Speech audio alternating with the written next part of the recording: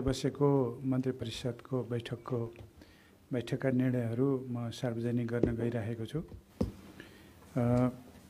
पहिलो निर्णय, विश्वव्यापी महामारीको रूप लिएको कोभिड-19 को संक्रमण फैलिने सम्भावना देखिएकोले नेपाल सरकार मन्त्री परिषदको मिति 2077 1/14 गतेको निर्णय अनुसार सो रोग रोकथाम र निर्मूल गर्न संक्रामक रोग ऐन 2020 को दफा 2 बमोजिम मिति 2077 वैशाख 25 गते बिहिबार मध्यरातसम्मका लागि नेपालभर लागू हुने गरी जारी गरिएको आदेश हाललाई मिति 2077 साल जेठ 5 गते सोमबार मध्यरातिसम्मका लागि नेपालभर लागू हुने गरी निरन्तरता दिने र सोको सूचना नेपाल राजपत्रको अतिरिक्ताङ्क गरी प्रकाशित गर्ने।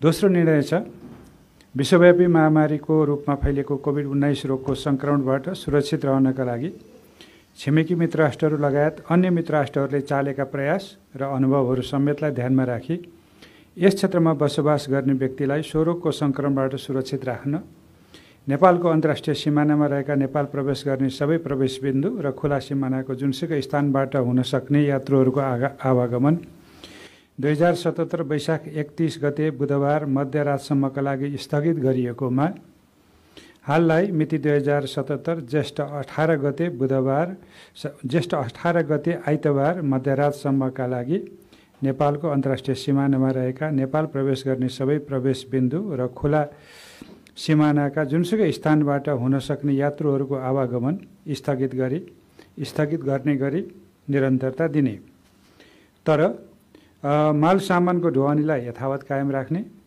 सबै किसिमको आन्तरिक र बाह्य व्यावसायिक यात्रुवाहक हवाई उडानहरू उक्त अवधिसम्म स्थगित गर्ने, यो आदेशको पालना नगरी सीमानाकाबाट प्रवेश गर्ने गराउने र प्रवेश गरेका मानिसहरूलाई लुकाउने कार्य गराएमा प्रचलित कानुन बमोजिम कारबाही गर्ने। तेस्रो निर्णय छ, विश्वव्यापी महामारीको रूप लिएको कोभिड-19 को संक्रमणको रोकथाम नियन्त्रणका लागि सरकारले संक्रामक रोग ऐन 2020 को दफा 2 बमोजिम जारी गरेको आदेश जनताको जीवन रक्षाको लागि हो। हालसम्म यो आदेश पालना गरी साथ दिनुभएकोमा नेपाल सरकार सम्पूर्ण दिदीबहिनी तथा दाजुभाइहरूलाई हार्दिक धन्यवाद ज्ञापन गर्दछ। साथै मिति 2077 ज्येष्ठ 5 गते सोमबार मध्यरातसम्मका लागि जारी भएको उक्त आदेश र मिति 2077 ज्येष्ठ 18 गते आइतबार मध्यरातसम्मका लागि नेपालको अन्तर्राष्ट्रिय सीमानामा रहेका नेपाल प्रवेश गर्ने सबै प्रवेश बिन्दु र खुला सीमानाका जुनसुकै स्थानबाट हुन सक्ने यात्रुहरूको आवागमन स्थगित गर्ने कार्यको पूर्ण पालना गराई सहयोग पुर्याउन हुन नेपाल सरकार सम्पूर्ण दिदीबहिनी दाजुभाइहरूलाई हार्दिक आह्वान आग्रह गर्दछ। चौथो निर्णय छ, उक्त अवधिमा औषधि, स्वास्थ्य सामग्री जस्ता अत्यावश्यक वस्तुको उत्पादन र बिक्री वितरण, खाद्य वस्तु लगायतका कृषि तथा पशुपक्षीजन्य उत्पादन र बिक्री वितरण, औद्योगिक वस्तुको उत्पादन तथा बिक्री वितरण, विकास आयोजनाहरूको सञ्चालनको लागि आवश्यक पर्ने ढुङ्गागिटी बालुवा लगायतका निर्माण सामग्रीको ढुवानी र न्यूनतम ब्याङ्किङ तथा वित्तीय सेवालाई सुचारू गर्न केन्द्रीय कोभिड-19 क्राइसिस म्यानेजमेन्ट सेन्टर र प्रदेश स्तरीय कोभिड-19 क्राइसिस म्यानेजमेन्ट सेन्टरसँग आवश्यक समन्वय गरी सम्बन्धित जिल्लाको कोभिड-19 क्राइसिस म्यानेजमेन्ट सेन्टरले सङ्क्रमणको जोखिमको अवस्था मूल्याङ्कन गरी स्वास्थ्य सुरक्षाका मापदण्ड पालना गराई सामाजिक दूरी कायम गराई देहाय बमोजिमका क्रियाकलापहरू सञ्चालन गर्ने गराउने व्यवस्था मिलाउने, कृषि तथा पशुपक्षीजन्य सम्बन्धी व्यवस्था, खाद्य वस्तु र अन्य बाली लगाउने तथा पाकेको बाली भित्राउने कार्य, पशुपक्षी पालन, माछा पालन, कुखुरा पालन र बिक्री वितरण, फलफुल तरकारी, दुध र दुग्धजन्य पदार्थको उत्पादन, सङ्कलन, भण्डारण र बिक्री वितरण, नर्सरीबाट बिरुवाको उत्पादन, घाँस तथा दाना उत्पादन र बिक्री वितरण, कृषि बिउ बिजन उत्पादन, भण्डारण र बिक्री वितरण, शीत भण्डारण। स्वास्थ्य सेवा सम्बन्धमा भएका निर्णयहरू, सरकारी तथा निजी क्षेत्रबाट सञ्चालित स्वास्थ्य संस्थाहरू, अस्पताल, nursing home, polyclinic, lab, diagnostic सेन्टरहरूको सञ्चालन सबै प्रकारका खोप लगायतका अत्यावश्यक सेवाहरूको सञ्चालन। त्यसैगरी औषधि तथा स्वास्थ्य सामग्री र मेडिकल अक्सिजनको उत्पादन तथा बिक्री वितरण, औषधि पसलहरू, आयुर्वेदिक र होमियोप्याथिक समेतको सञ्चालन, एग्रोभेट र भेटिनरी औषधि पसलहरूको सञ्चालन र तत्सम्बन्धी सेवाहरू। त्यसैगरी जनशिक्षा सामग्री केन्द्र लिमिटेडबाट पाठ्य पुस्तक बिक्रीको अनुमति लिएका पुस्तक पसलहरू खोल्न समेत अनुमति दिने निर्णय भएको छ। ढुवानी सेवा सम्बन्धी पनि निर्णयहरू भएका छन् आजको मन्त्री परिषदको बैठकबाट। त्यसमा ढुवानी सेवाका साधनहरूलाई निसङ्क्रमण गर्ने निकायले जारी गरेको निस्सा साथमा राखी चालक तथा परिचालकको स्वास्थ्य जाँच सम्बन्धी भन्सार बिन्दु र उद्योग प्रतिष्ठानहरूले गर्ने व्यवस्था मिलाई देखाएका ढुवानीका साधनहरू गन्तव्यस्थलसम्म आवतजावत गर्न दिने। 1. प्रकरण 4 को खण्ड क र खमा उल्लेखित त्यो भनेको चाहिँ कृषि तथा पशुपक्षी जन्य चाहिँ उत्पादनसँग जोडिएको विषयमा भनिएको कुराहरू छ र कमा कृषिजन्य र खमा स्वास्थ्यजन्य छ। त्यसको चाहिँ त्यो क र खमा उल्लेखित सबै प्रकारका वस्तु र सेवामा प्रयोग हुने ढुवानीका साधनहरू अथवा कृषि उत्पादन र कृषि व्यवसायसँग सम्बन्धित र स्वास्थ्य सेवासँग सम्बन्धित ढुवानीका साधनहरूको आवागमन हुने व्यवस्था मिलाइएको छ। दोस्रो चाहिँ भन्सारबाट जाँच पास भइआएका उद्योग प्रतिष्ठानबाट लोड लिई मालसामान बोकेका र मालसामान गन्तव्यमा पुर्याई फर्किने ढुवानीका साधनहरू। त्यसै गरी पानी, ग्यास, पेट्रोलियम पदार्थ बोकेका ढुवानीका साधनहरू। त्यसै गरी औद्योगिक कच्चा पदार्थ र तयारी माल वस्तु बोकेका ढुवानीका साधनहरू। विकास आयोजनामा प्रयोग हुने उपकरणहरू लाने ल्याउने कार्य र निर्माण सामग्रीहरू बोकेका ढुवानीका साधनहरू। कृषि सामग्री, रासायनिक एवं प्राङ्गारिक मल बोकेका ढुवानीका साधनहरू। एम्बुलेन्स सेवा। विद्यालयका पाठ्यपुस्तक ढुवानी गर्ने प्रयोजनको लागि जनक शिक्षा सामग्री केन्द्र लिमिटेडबाट अनुमति लिएका ढुवानीका साधनहरू। काठमाडौँ उपत्यका प्रवेश गर्ने मालवाहक सवारी साधनहरूमा यात्रु राख्न नपाइने निर्णय भएको छ र त्यसमा थप निर्णय म सुनाउन गइरहेको छु। प्रवेश बिन्दुमा त्यस्ता सवारी साधनका सवारी चालक र सहयोगीको नाम, जन्म मिति, काठमाडौँ प्रवेश गरेको र फर्केको मिति सहितको विवरण राख्ने र सवारी साधन फर्की जाँदा सोही विवरण बमोजिमको व्यक्ति भए नभएको जाँच गर्ने। झुठा विवरण दिई यात्रा गरेको पाइएमा सवारी साधन नियन्त्रणमा लिई कारबाही गर्ने। अनधिकृत व्यक्तिहरू कुनै पनि ढुवानीको साधनको उपयोग गरेर प्रवेश गर्ने निस्कने स्थिति नरहोस् भन्नको लागि पनि यो निर्णय गरिएको छ। त्यसै गरी एम्बुलेन्स दुरुपयोग गर्नेलाई पनि कारबाही गर्ने भन्ने निर्णय भएको छ र अत्यावश्यक कामको लागि दिइने सवारी साधनको पास चाहिँ न्यूनतम सङ्ख्यामा जारी गर्ने भनेर सम्बन्धित निकायलाई निर्देशन पनि दिएको छ। अब विकास आयोजना सम्बन्धी भएका निर्णयहरू म सुनाउन गइरहेको छु। यसमा राष्ट्रिय गौरवका आयोजनाहरू, सरकारी र निजी स्तरबाट सञ्चालित जलविद्युत आयोजनाहरू, सिँचाइ आयोजना, खानेपानी आयोजना, विमानस्थल निर्माण, सडक र पुल निर्माण, सरकारी भवन निर्माण एवं प्रबलीकरण र एक स्थानमा एक पटकमा अधिकतम 10 जनामा नबढ्ने गरी सञ्चालन गरिने अन्य सहरी पूर्वाधारका शीर्षकका आयोजनाहरू। त्यसै गरी अर्को निर्णयमा चाहिँ अहिले मैले भनेको आयोजनाहरूको काम गर्ने श्रमिकहरूको सम्बन्धित आयोजनाले दैनिक रूपमा अनिवार्य स्वास्थ्य जाँच गर्ने व्यवस्था गर्ने र एकै स्थानमा आवासको व्यवस्था गर्ने, श्रमिकहरूलाई कार्यस्थलमै खाना खाजाको व्यवस्था मिलाउने, स्थान अभाव भएमा स्थानीय निकायको समन्वयमा सम्बन्धित वडाभित्रका सार्वजनिक सामुदायिक भवन र सरकारी सामुदायिक विद्यालयको खाली भवन, खाली स्थान, निजी विद्यालयले प्रयोग गरिरहेको भवनमा स्थानीय व्यक्तिहरूसँग सम्पर्क नहुने गरी सुरक्षित आवासको व्यवस्था गर्ने। यस सम्बन्धी खर्च सम्बन्धित निर्माण व्यवसायीले नै बेहोर्ने। त्यसै गरी ढुङ्गा, गिटी, बालुवा लगायत निर्माण सामग्रीको उत्पादन, सङ्कलन र ढुवानी सम्बन्धी कार्य गर्न पाउने निर्णय हो। त्यसै गरी सिमेन्ट उद्योगको लागि खानी सञ्चालन गर्नको लागि चाहिने चुनढुङ्गा, कोइला, क्लिङ्करको उत्पादन, सङ्कलन र ढुवानी सम्बन्धी कार्य पनि गर्न पाउने निर्णयमा छ। र नदी नियन्त्रण सम्बन्धी कामहरू जो हामीले बर्खा लाग्नु अगाडि नै गर्नुपर्ने हुन्छ र मानवीय क्षति हुन सक्ने, बस्तीमा क्षति हुन सक्ने, धनजनको क्षति हुन सक्ने कुराहरूलाई पनि ध्यानमा राखेर स्वास्थ्य सम्बन्धी र सुरक्षा सम्बन्धी मापदण्ड अपनाएर नदी नियन्त्रणका कामहरू पनि गर्न सकिने निर्णय भएको छ। त्यसै गरी आवास स्थलदेखि निर्माण स्थलसम्म श्रमिकलाई सुरक्षित आवत जावत गर्न स्वास्थ्य मापदण्ड पालना गरी निर्माण व्यवसायले परिवहनको व्यवस्था मिलाउने, त्यसको लागि सम्बन्धित निकायले परिवहनको लागि पासको व्यवस्था मिलाउने। अर्को निर्णय सार्वजनिक सेवा सम्बन्धी छ।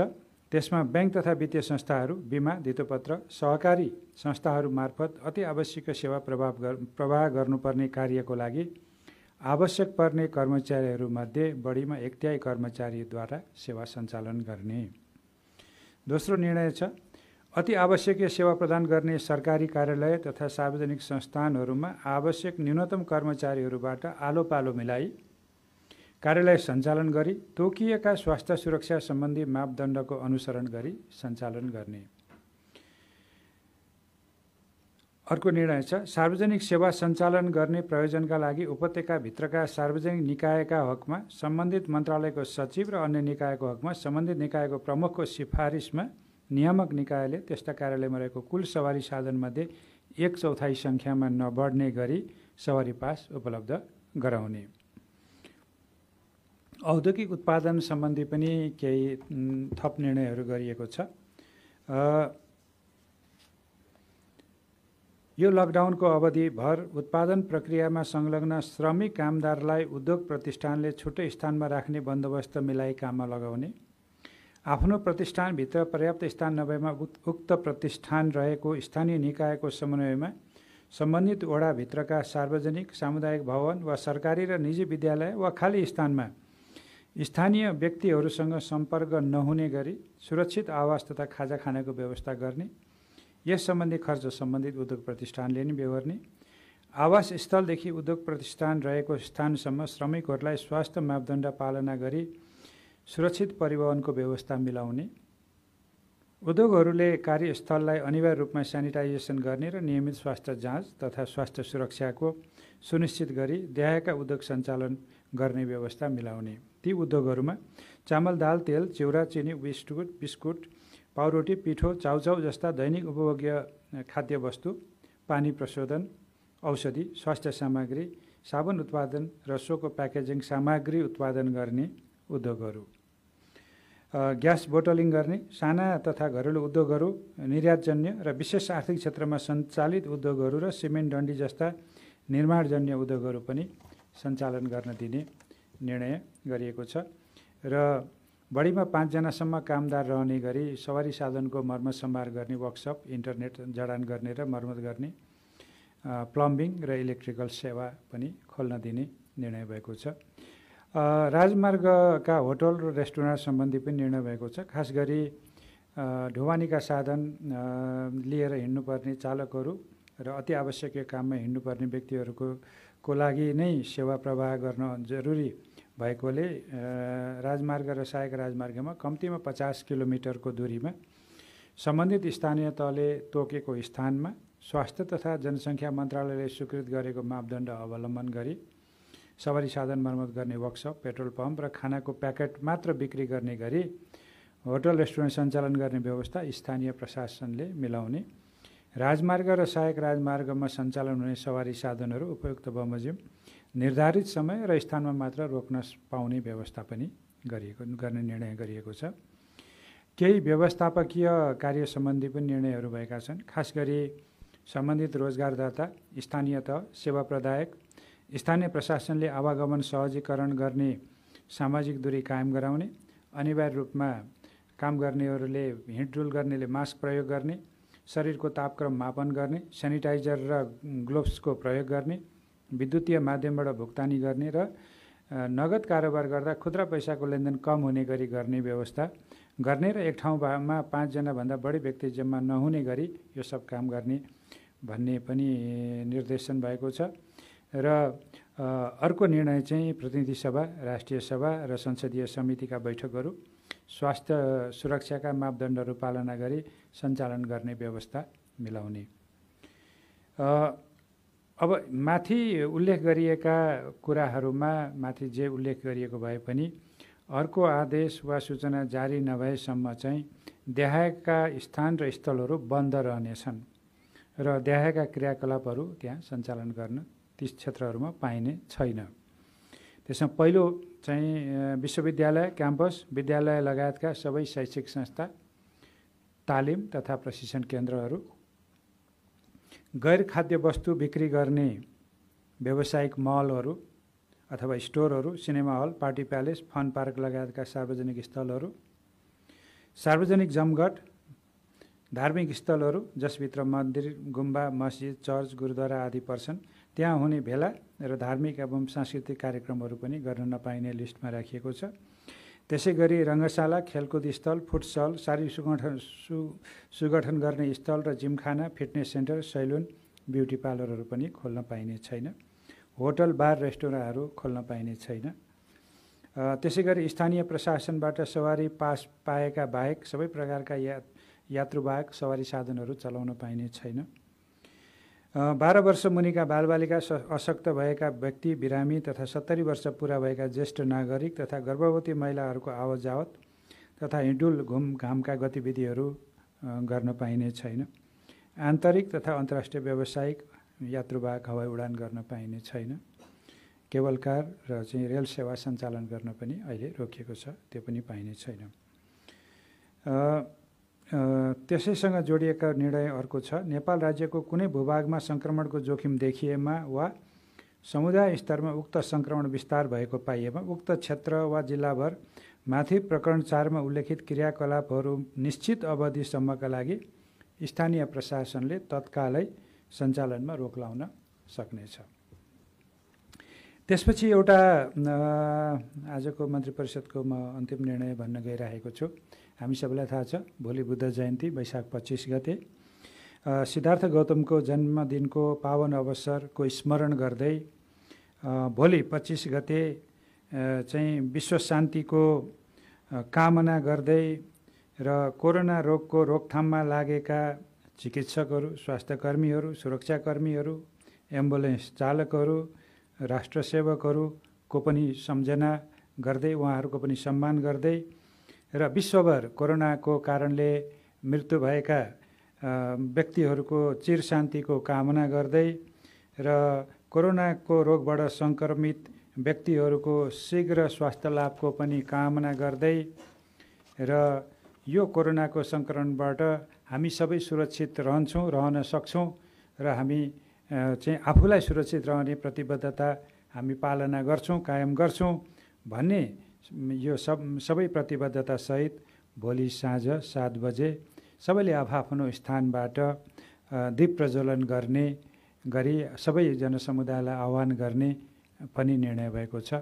आज मन्त्री परिषदबाट भएका मुख्य निर्णयहरू यिनै हुन्। धन्यवाद।